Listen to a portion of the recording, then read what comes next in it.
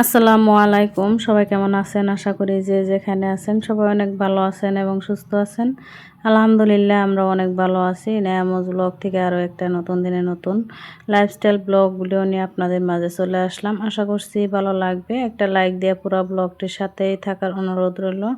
আর যারা আজকে আমার চ্যানেলে নতুন, চ্যানেলটি সাবস্ক্রাইব করে দেন, নতুন বন্ধু হয়ে পাশে থেকে যাবেন আর সুন্দর একটা কমেন্ট করে যাবেন যাতে আপনাদের পরিবারে যেতে পারি আপনাদের একটা কমেন্টের মাধ্যমে। তো এই যে সকালবেলা দেখতে পেলেন আমি প্রথমে কিন্তু সকালবেলা আমি মাছ ভিজিয়ে রাখলাম আর হইছে ভাতও বসাই দিছিলাম, চাটাও বানাই নিছি সকালের। তো এই যে আমি চাটা বসাই দিছিলাম ওই সময় কিন্তু গাখির পড়ে গেছে উতরে, কারণ হচ্ছে ইনায়া ঘুম থেকে উঠছিল, ওকে আনতে গিয়ে আর কি পড়ছে। তো কমাইয়ে দিয়ে রেখে গেছি, ওখানে থাকলে কিন্তু পড়তো না, আসলে তো গাখিরের নিয়ম মনে হয় এরকম। তো এই যে আমি চাটাও খেয়ে নিলাম সকালের নাস্তা।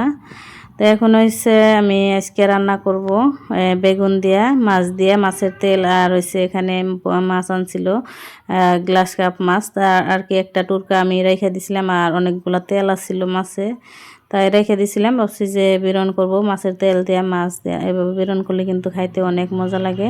তো ওখানে আমি 2 পিস মাছ ছোট ছোট করে কাইটে নিছি, বেগুনের মতো করে বেগুনও ছোট ছোট করে কাইটে নিছি। এখন আমি এই যে একদম অনুষ্ঠানের মতো যে কোনো অনুষ্ঠানে কিন্তু বেরনটা খাইতে অনেক মজা লাগে। তো কিভাবে বানায় তো সেভাবে আর কি আপনাদের সাথে শেয়ার করব।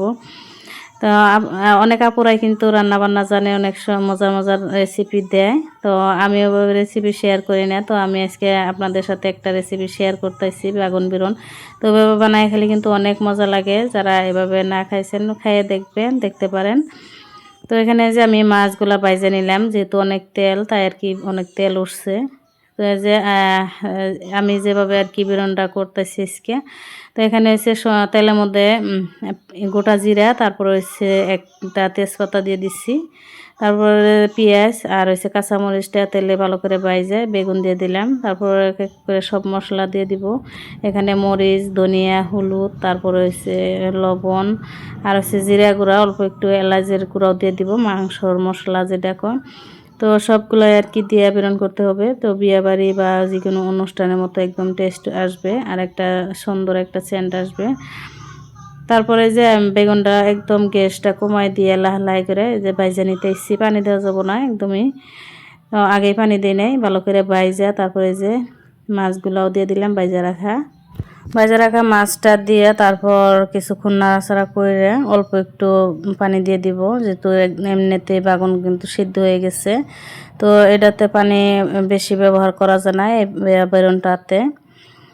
তো এই যে আমি দিয়ে আর অল্প পানি দিয়ে ঢাকনা দিয়ে দিচ্ছি। তারপরে যে মুরগি মাংস আমি আসাল রাত্রের, তো ওটা সকালে গরম করে দিছিলাম, মেয়ে খেয়ে স্কুলে গেছে আর অল্প একটু রয়েছে। আর এখানে যে পানিটা শুকাই গেছে, তো এখন কিন্তু একদম তেল উঠতেছে। তো আর কিছুক্ষণ বাইজে এই যে নামাই নিছি, দেখতে পাচ্ছেন কতটা দেখতে কতটা লোভনীয় হয়েছে আর খাইতেও অনেক মজা হয়েছিল। তো যারা এভাবে খাইয়ে দেখছেন তারা তো জানেনই কতটা টেস্টি হয় এটা খাইতে, আর মাছও খুব কম লাগে আর খাইতেও অনেক বেশি মজা হয়। আমার অনেক একটা প্রিয় খাবার এটা, অনেক মজা করে খাই আমি এটা আর কি বাগুন বেরনটা, আমার কাছে অনেক ভালো লাগে। যেহেতু আরও তেল দিছি মাছে, তো এটা বেশি মজা হয়েছিল খাইতে। এই তো রান্না বান্না সেরা কিন্তু এখন আমি সমস্ত কাজ গুছাই নিব রান্নাঘরের, এই গ্যাসের চুলাটা মোছা, তারপরে হচ্ছে ইগুলো আর কি ওই যে ওয়ালের মধ্যে আর কি ছিটতে গেছে আর কি তেলগুনা বাগুন বেরন করার সময়।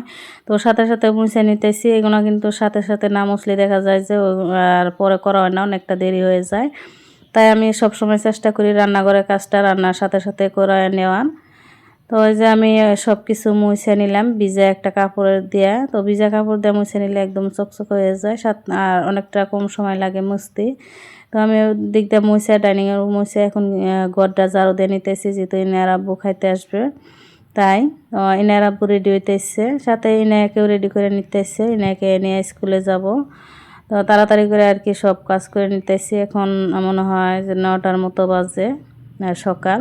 তো ওই যে ঘর ঝাড়ু দিয়ে আর আব্বুকে খাওয়াই পাঠাই দিচ্ছি, ভাত খেয়ে গেছে আর হয়েছে রুটি ভাইজা নিয়ে গেছে, রুটি মেয়েও টিফিন নিয়ে গেছে, রুটি খেয়ে স্কুলে গেছে চলে গেছে। তো আমি এখানে যে একটা রুটি খেয়ে এখন ইনাইকে নিয়ে স্কুলে যাব।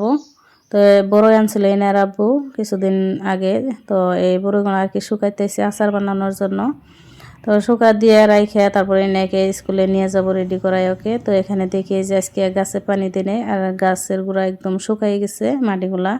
তো প্রতিদিনই পানি দিতে হয়, যেহেতু টাবের মধ্যে বুনি নেয়। এটা একটা যে নার্সারি ওয়ালারা আর কি প্লাস্টিকের মধ্যে লাগায়, তো এটার মধ্যে আছে, কিন্তু বাড়িতে টাব নাই তাই।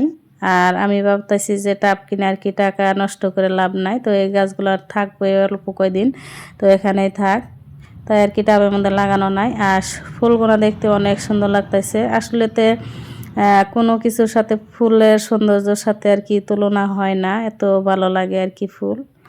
তো এখানে যে নায়কে আর কি হোমওয়ার্ক করানো ছিল না, রাত্রে ঘুমায়া পড়ছিল, তো এখন আর কি করাই নিয়ে স্কুলে যাব। তো ওকে আর এই যে লেখানোর সময় যে কতটা দুষ্টামি করে, অনেকটা সময় লেগে জায়গা তাই। আর বাড়িতে যেহেতু স্কুল, অল্প একটু দেরি করলেও আর কি নিয়ে যায়, আধা ঘন্টার নিয়ে হলেও আমি নিয়ে যাই যদি সময় না পাই। কারণ হচ্ছে এখন থেকে যদি অভ্যাস না করি তাহলে তো অভ্যাস হবো না, 3 বছর হয়ে গেছে আর। তো এখানে যে রেডি করে নিয়ে তারপরে স্কুলে চলে যাব। তো ওকে কিন্তু এই যে আমি ইউনিফর্ম পরাই দিছি, এটা স্কুল থেকে দিছে, ব্যাগ সব কিছুই আর কি স্কুল থেকে দেয়।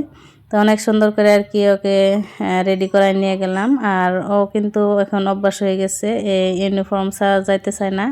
টাই লাগাবার নিয়ে আর কি কান্নাকাটি করতেছিল, বলছিলাম যে টাই লাগানো না, আর কি বিছড়ে পাইতেছিলাম না, তো কান্নাকাটি ঠেলায় আর কি আবারও বাইর করে তারপরে কিন্তু এই যে টাই লাগাই দিচ্ছি।